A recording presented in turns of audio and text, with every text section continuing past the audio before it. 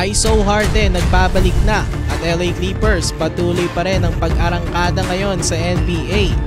So LA Clippers ay nanalo na naman nga mga kabakets. Dinalo nila ngayon ang Indiana Pacers sa score na 151-127. Pinangunahan ni Harden ngayon ang Clippers sa kanyang 35 points at 9 assists. Pero ang Big Four naman ng Clippers na sila Harden, Kawhi, PG at Russ pag pinagsama ay may combined 100 points. Grabe, mahirap talaga talunin ang isang team kapag may ganyang asset sa kanilang lineup. ISO Harden mukhang nagbabalik na.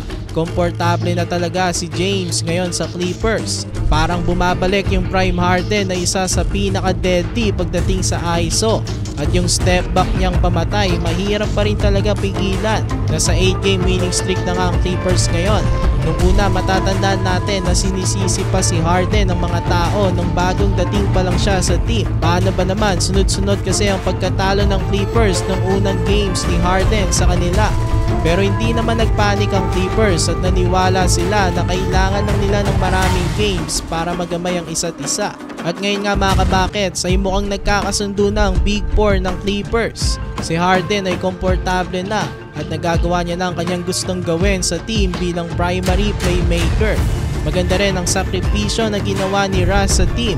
Nag-request nga ito na maging 6-man na lang at mag-come off the bench. Pareho kasi sila ng playstyle ni Harden. Kaya kapag sabay sila sa loob, nahihirapan silang mag-adjust.